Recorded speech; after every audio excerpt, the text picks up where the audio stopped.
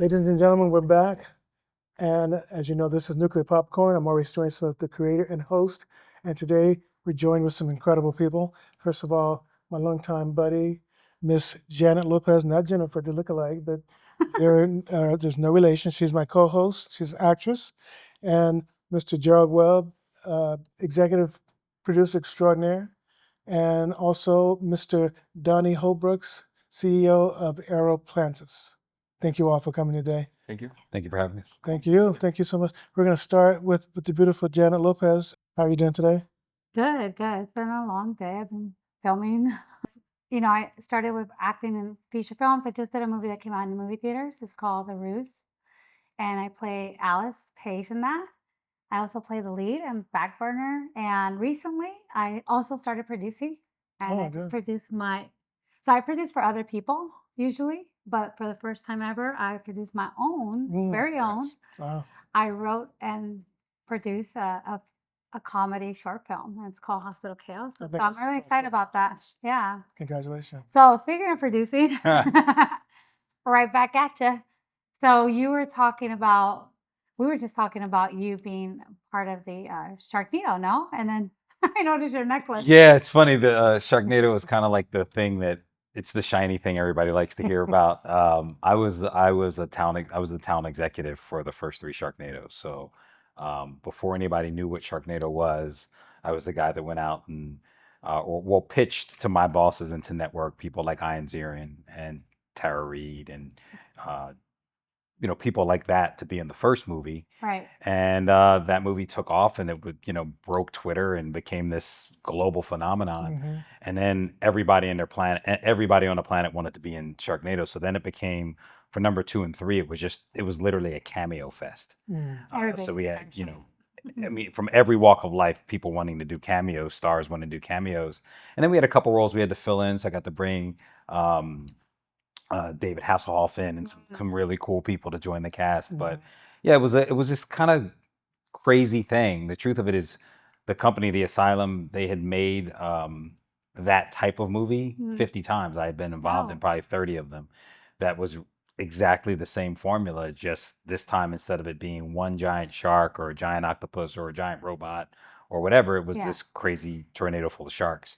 And then people just went insane over it. So it's something that it was fun to be a part of that. And but I have to find a way to make sure that like talent executive on Sharknado isn't on my tombstone one day. I have to do something a little more socially redeeming.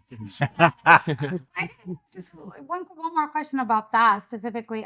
Did you ever, at that time when you were looking for investors or just people in cast and whatnot, did you ever imagine that it would blow up that big? No, I don't think anybody did. I mean, I think we expected that it would get a ton of press. Yeah. But we thought it was aired on a weeknight on Sci-Fi Channel. Do you know what I mean? So and really it was, I think, on at 5:00. Right. So it was 5:00 here, 8:00 on the East Coast. Yeah. So we thought every time they would air it, they'd wait a couple weeks, they'd air it again. We thought every time it got aired, it would get some press pickups, and over a year there might be a bunch of press about it, which would help sales. Nobody expected the premiere night. It literally broke Twitter. We were live tweeting with it, and Twitter went down for, I think, like 10 minutes. And part of the reason why is people started tweeting about it. And then people on Twitter thought it was a joke. They didn't know it was real. They were like, that's so funny. A tornado full of sharks. And then finally they were like, no, it's on TV right now. So then you had a whole group of people that were like watching it. And then a group of people like, no way. And it just caught on. So we didn't, I don't think anybody expected Sharknado us to be talking about it today, many, many years later. But to be a part of something like that and watch it take off. I mean, the day after it aired, I was woken up at, I think, about 3:45 a.m. when my phone rang. Yeah. And it was a radio station from the East Coast somewhere saying, hey, we heard you were involved in Sharknado. Can we talk to you on air? And I was like, let me call you back. Reluctantly texted one of my bosses at 3 a.m. and was like, hey, I just got a call from radio station. He's like, yeah, I got one too. Just talk to whoever you need to talk to. Oh my goodness. And it was like nonstop press from there. Yeah. That's amazing. I love that. And it kind of the same experience like when you're doing a movie, you're just going from one movie to another movie as an actress, and you just don't know which one's going to hit, which one's going to be distribute it in a big way. But I want to do you justice. And you said you don't want to be known, or you don't want your tombstone. I don't mind. No, I'm not running from it. I just I think I can. To be like the only thing. So what do you want to be like? What's on your tombstone? Like, what do you want to be known for? Well, I mean, at the end of the day, I just want to put out. I'm not really worried about the tombstone. I'm worried about the. I'm no serious. I'm worried about the process, right? The process. So for me, I just want to work with great people. I want to put out great product. Sometimes that's formulaic, like a Sharknado or many of the Christmas movies that I put out. Other times it's something that really is a specific story that has a really touching, deep meaning. Like I was involved in a film called Unsung Hero that Lionsgate bought and went out wide theatrically. That was great. But I also did a short film that I wrote, produced, and directed called Stacks that was a kind of a social commentary that got Mark Christopher Lawrence, who's been a series regular 7 times. He was on Chuck. He was Big Mike on Chuck. An Emmy nomination, right? Yeah, it got him his first Emmy nomination. He's had a 40-year long career. So, and that film's been received all over the world, won awards everywhere, and 5 years later is still winning awards all over the world. Yeah. So it's really about process for me. Moving forward, I'm developing both some scripted and some unscripted series, and it's about, in many ways, working with the people that I will enjoy working with, that I want to work with, and putting out something that really fills a specific need in the marketplace. Yeah. So you're not just doing feature films; you're also doing TV series. I'm developing, several TV series. Wow, that's impressive. And it's I know that the industry's changed a little bit, and lately it seems like they want completed series versus just a pilot. Or is that what you're seeing, or well, are you there's still seeing the pilots being pushed? There's definitively less pilots being made. Yeah, that's than going the industry has shifted, and there's technically is a pilot season, but more often than not, I think, in my opinion, in many ways, pilots got replaced with small orders of series. Yeah. So if you see a lot of TV series now are 8 episodes. They're called limited series, right? Well, some of them are limited, but some of them it's like a series, but they just order 8 episodes instead of traditionally it was 12 or 16 or whatever the number was. These massive numbers. So now what they're doing is going, hey, why are we going to spend $4 million on a pilot? Right. When we could, if we're smart, maybe spend 3.5, do 8 episodes, have something that we can sell. And if it goes, then we order more, a second season. If it doesn't, and you see some shows, they go do their press run, it's received so well, they're getting greenlit for their second and third series technically before they're even up on a streamer. Oh, wow.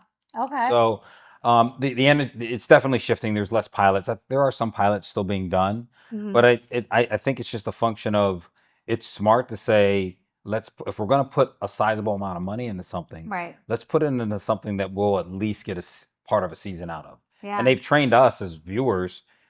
We'll take 8 episodes. We'll take 4 episodes sometimes in these limited series that you're talking about, if the material is compelling and we enjoy it.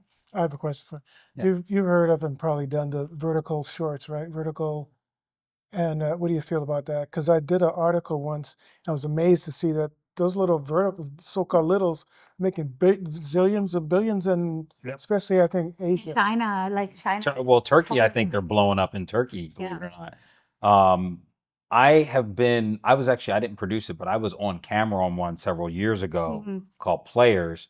That was believe it or not, it was a Snapchat original series that was a vertical. Oh. So this is probably a good 6 or 7 years ago now. And it was a lot of fun. I loved it. I mean, the filmmaking process is the same. You have to, and if you're smart, I think you shoot it wide, but you frame for both. So if you ever need to go wide, you can go wide with it. So you do in 16:9, you frame for 16:9, but then you subframe so that you can cut it for vertical too. That's what I would do, so that I would have multiple options. But yeah, I mean, we can't deny vertical. The impact of things like Instagram and things. You saw when I was sitting on my phone, doing things. The vertical is not going away, especially for the younger generation. These guys are like, many of you guys love the vertical. So I think it's an interesting thing, because like I feel like the filmmaking is similar in many ways, but I think that the writing and stuff is different, because it's about attention span with vertical. So there's something happening every 15 seconds, because they know that they'll swipe to the next thing. So I think it's a huge area of growth for our industry, and we have to find a way to adapt to it. I don't Right. know. Maybe it'll be around forever, maybe it won't, but it's a great opportunity right now. How would you market, or is there any special way that you market TV, movies, that type of thing? For example, if I could tell you, like you're into like, let's say you're starting up a business, right? And you're doing something, and okay, well, people don't really care if you have a Mercedes, a BMW, Mustang, Camaro, Corvette, Tesla, whatever. People don't really care, you know. But if you pull up in like a Bentley or something, they're gonna associate your success with that car, right? Because that's how they identify stuff. But if I'm like, okay, well, what type of car are you driving right now? And you say, oh, I just got a BMW. I spent like 35 grand on it. And I'm like, okay, well, you spent $35,000. Well, what if I told you could get into a Bentley around $30,000? Hmm. You wouldn't believe me. But if I provided that and showed you and you're like, here it is, here's the layout, you'd be like, wow, that's amazing. But what's wrong with it? Nothing wrong with it. And the best part about it is the simple fact that if you're going to get into business, Hmm. have something that can be an asset for people to not just take you serious, but something that you can enjoy too. And something that's also going to make you money in the end. Because, for example, certain things can be liabilities. Cars are a liability. But if I'm going to get a Mercedes or something, it's going to lose all of its value. Yeah. And it's not doing anything for me at the end of the day. It's just a Mercedes Benz. But if I get into a Bentley, you know, everybody wants to network with me. I don't even have to go out and network anymore because now people naturally gravitate towards me. So these are some of the things that I would say, like, okay, if you have a $30,000 car and I could get you into something where you would feel more confident, you would have a lot more fun, you could save money and make money off of it when you turn around and resell it. And also just feel good about it, and it costs just as much as what you got. So let's just do a little trade-in really quick, get you into something great, save money along the way, and you don't have to worry about the depreciation. What So, about, let's yeah. say, people like you two do movies all the time. Mhm. Uh-huh. But let's say someone came up, maybe someone under your wing that has talent but has no scratch. Would you be able to, let's say that person was to do either a startup movie company or just a startup, anything, so they could eventually get a film going? Would you be able to, do you fund people, or do you So when it that they comes to have to have funding, something first? no, I could probably reference them to people, but when it comes to funding, no, I don't do that. I stay within my niche, which is exotic cars and real estate. That's like the only thing that I really am up on and educated in. Supercars, my number one. That's my number one. That's where I could like, that's my passion, you know? So I could talk to anybody for days about supercars. So you have the Lamborghini with the wing? With the doors that go up, the Aventador. Yeah, the Aventador. I had back in when was it? I think it was 23. I think 2023. It was an LP 704 base model Aventador. So So I guess what Maurice was trying to say, like, let's say like a average, like a person who wants, Mhm. like you said, the example was a Bentley, yeah, and their car is about $30,000. Yeah. So they're paying, I don't know, what, 400 a month or something like that. So how would you transition that? Well, your little pitch that you just did earlier, like from that to a Bentley. okay, yeah. So I mean, this is how I pitch it. You want to do a live one right now? We can do a live one right now if you want. Yeah, well, we could do it. Okay, cool. So what if I told you your car that you paid 30,000 for, I could get you out and get you into a Bentley? Would you want that? Okay, let's say the person says yes. The person says yes. There you go. And then from there, then I would be like, the best thing about this car is that with the car that you have, you're going to turn around and sell your $30,000 car. You're only going to make about 15,000 or less back from it. Mm-hmm. You know, and you spend a lot of money along the way. But if I could get you into a Bentley where it's going to hold its value, right? And not just that, but you're going to save a lot of money on the OEM factory parts that are brand new from the dealership. Mhm. It's going to be just as cheap, if not cheaper, than a normal car. And same thing with the insurance. We know the loopholes and we know the people to where we can get you the highest premium package of full coverage insurance where it's going to be just as cheap, if not cheaper. Mhm. Now you're driving around in a car that only the 2% get to experience and the rest of the world get to dream of. But what And- about the monthly payment? So with the monthly payment, it's going to It's be, go from 400 to 1,000. I She mean, wants a no, Bentley. it's not going to, No, just like, She's like, let me see if I can get a trade. well, my car, I pay cash for my car, but I'm saying, chances are it's going to be the same. yeah, like, is it something that's realistic Yeah. for someone like an average I person? mean, think about it like this. if there's a, depending on like if you're gonna finance it through, if it's what is that, like in-home financing, or if you go to a bank or whatever, it's gonna be like the same situation. Any payments really gonna be around the same area. If it's gonna be for a $30,000 Bentley or a Oh, so BMW or whatever, that's it's, how much it's we're just paying, just the 30,000. yeah, just Oh, 30,000. okay. Yeah. Well, then that's what I was trying to get at. Hey, I thought you were Because gonna I say is the know the payment's gonna be different. I'm like, it's just the same payment, just different Oh, car. then that makes sense. Yeah. Yeah, That's so so interesting. and that's not a down payment. The 30,000 isn't a down payment. I could get anybody into an exotic car to fully own it at $15,000.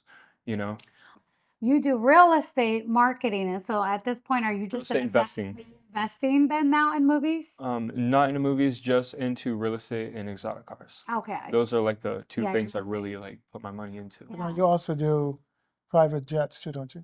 Yeah, we rent out exotic cars, we sell exotic cars, we charter private jets, we do yacht rentals, mansion rentals, also sells. When I say sells, it's just selling our investment properties, lots, lands, modern homes, houses, whatever. Yeah. So that's pretty much what we got going on there. It's a lot of Since different stuff. you're in the movie industry, do you ever get involved with the logistics? Like, I know we have location scouts and all that, but as far as like, because you're also investing as well, and we're trying to budget. Do you ever use services like his services where you do rentals too, right? Yeah, I mean, occasionally, usually we rent cars on all of our films. Yeah.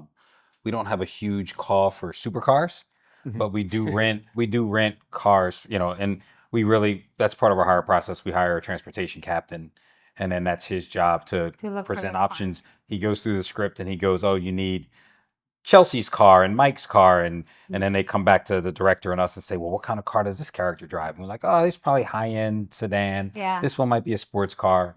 And then they go out and they get us options, and they'll come back to us and they'll have a bunch of pictures and go, "Hey, I got these options for this car." And then we kind of go through and pick based on what we like, but also what the rates are. He has a budget. He knows Yeah. what he has to work within. And sometimes we have to trade off a little bit. And it gets even more challenging for them when we need a specialty car, whether it be a police car, an ambulance, yeah. or something like that. If you ever need a Lamborghini, let me know. I will. Like one of my big challenges, I was up in Canada, and we needed an Airstream, like the traditional yeah. Airstream, but we needed a really big one. And we were in Victoria, Canada, and there weren't any on the island, so we actually brought one in from Oh my from goodness. Vancouver area, and to bring it on the ferry and get it there and keep Yeah, it for a that's few weeks. We ordeal. needed a tour bus one time, and we were having a really hard time finding like a tour bus that like a rock and roll group would tour on. And we found a private owner who had bought one, and instead of buying an RV, they had a Mhm. tour bus, and that's how they would take their family on vacation. Mm. So we rented, they drove it to us, and we used it for a week or two, and then they came and drove it back home. You just Mm. never So know when yeah, you're driving and you see somebody and yeah. what exactly what you need. And it was interesting in what you said that it sounds like your TV series is mostly for streaming versus like television. No, I mean, I think, I mean, I'm developing certain things that could be linear or could Mm, be for a specific network. right. But at the end of the day, I want to make a sale. So if I can, sometimes you'll target and say, "Hey, it would be great if ESPN picked this up," or, Right. Discovery or whoever. Hmm. But then at the same token, if they don't, um, maybe Hulu picks it up. I'm Yeah. not gonna, Hulu's owned by Disney. Yes. So I'm not going to cry doing business with Disney. Do you know what I mean? Right. So I think, sometimes you make something and you may have a target place Right. But and then play. it goes. But I also am looking at option A, option B, option C on that Hmm. network level if I have those, and then I'm looking at that next tier.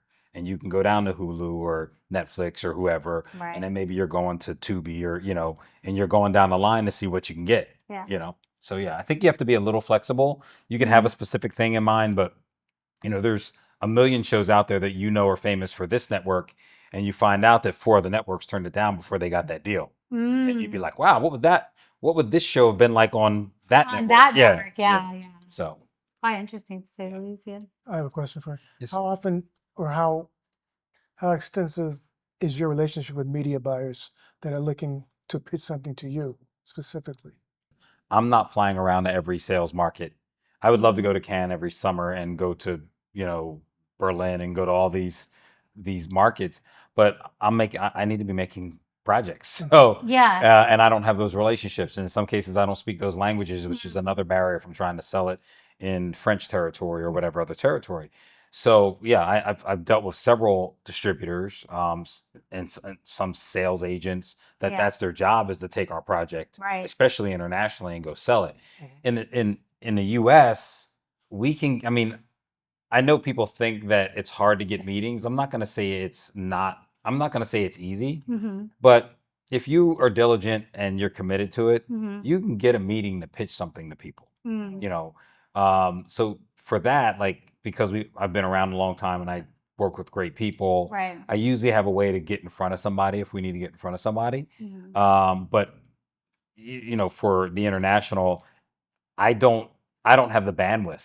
If I'm doing that, if I'm going and doing the international sales, I'm not developing what's next. I'm not making the product that we have now or Yes. our next, sequel to our movie or whatever. I'm not making that better. You have someone out there doing that. Yeah, and usually it's a separate company, a distributor or a sales agent, Right. that type of thing. Yeah.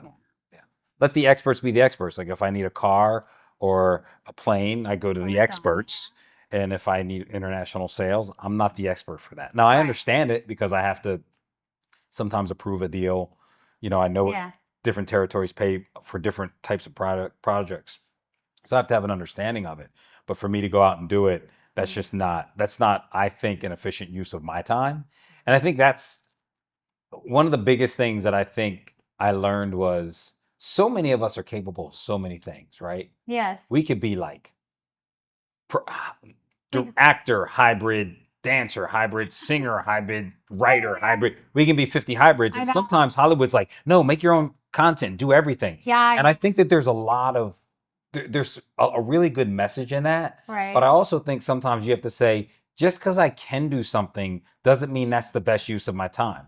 Maybe I need to connect with some other people Yes. that's their area of expertise, and then we can collaborate more, and we can have a better product, and we can have better It success. does take a whole team to, for a movie and even Yeah. post, edit, and then to get it out there. It's definitely a team effort, and I feel like you're right. You could wear all these many hats, but it's always better when you have a team. And I don't want the project or the team overly waiting on me. Yeah. So if they're waiting for me to write it and then fly overseas and sell it, and they're waiting on me on all these steps, I become the thing that's slowing down the project.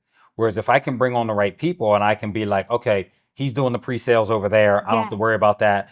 And he gives me good news and I'm like, hey, we got a sale here. And I can share that with our team. Or get like right now, I may be engaging a writer. Like I'm engaging a writer to get this script on. Like I created the concept, I created the outline.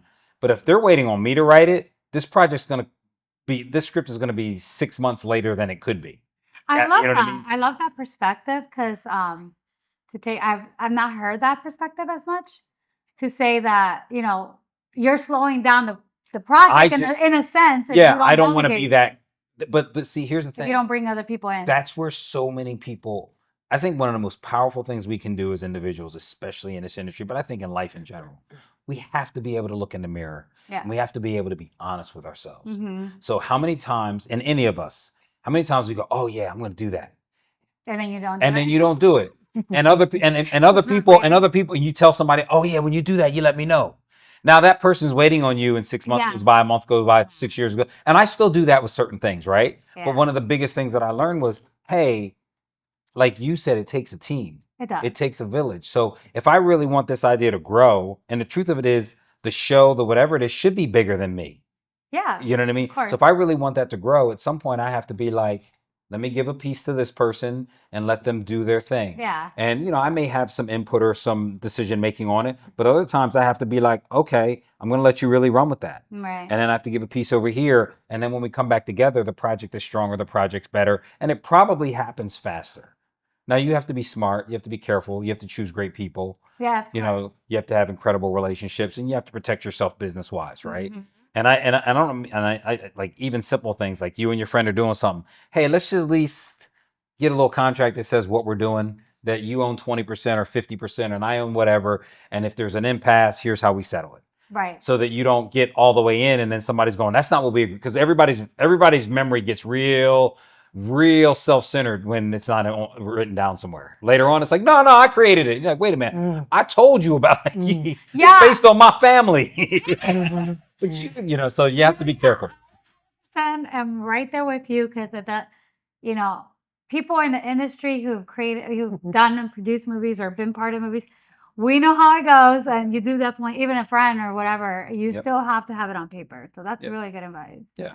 And you should learn what those things mean. You don't have to be a lawyer, Right. but you can, your lawyer can explain to you what the different clauses mean. You should have an understanding of what you're signing, and over time I'm not a lawyer, but I do the first pass on every contract that comes to me, and I'll give my notes on it, and sometimes negotiate the tenets of the deal, Mm-hmm. and then they'll send me a revised contract, and then when I think the deal's where it needs to be, I still hand it to my attorney and say, Just in case. here, I got a couple notes on it. Let me know if I missed anything or I have a question about this. How do you think we should approach it? Right. And sometimes he buttons it up. Other times he'll give me some notes and I'll go button it up. So, Well, ladies and gentlemen, we're almost out of time, but if we could squeeze it in real quick, can each of you tell us how you started, like in 15 seconds or less? How did you start? I started popping and breakdancing, moved into DJing, moved to LA in 2006 to be an actor. I've appeared in about 150 film and TV shows, and a friend that was a director needed help casting something and moved into casting and then producing. Wow, It's been a really long Oh my God. roller coaster. How about you, Donnie? Went viral on social media when I was a teenager for being an inspirational speaker. Did kind of like what he was talking about, dancing. Did music, rapping, acting, modeling, and then I leveraged off of that attention and the fame and stuff. And then I started a company, and here we are today. Internet's a powerful thing, so is social media, and we're here today at the Pasadena Media Center. So How thank about you you, guys. Jonathan? Yeah, I was working for an agency, a talent agency, and they threw me in there for an audition because a lot of the actors didn't show up. I was a teenager. Mhm. And out of all the real actors and me pretending to be an actor, ended up landing the job. And so I got a 2-year contract in live theater. And then from there, I did commercials. And then from there, I did Indiana Jones briefly. And I realized, wow, I can be in movies. And so, yeah, I started going to LA, landed my first audition in the lead role. And after that, the rest is history. And just like him, I was helping a friend out that needed help with their movie they were producing. They asked me if I can help. I went behind the scenes and I became a producer. After that, they kept, it's word of mouth. Once you're in there, the crew members, they see you, they're like, oh, I know this girl, this producer. And then you jump from set to set to set. But primarily an actor. But I love just behind the scenes. And so that's why I decided to produce my first short film. Very cool. Very cool. But ladies and gentlemen, it's been a stone cold blast. Thank you very much, Gerald Webb. Thank you. Thank you, Donnie Lopez. Thank you, Janet Lopez. Thank you. And it's Maurice Dwayne Smith saying, Nuclear Popcorn, embrace all these people. They're incredible. I just want to share it with you. Thanks for joining us again. Bye-bye now.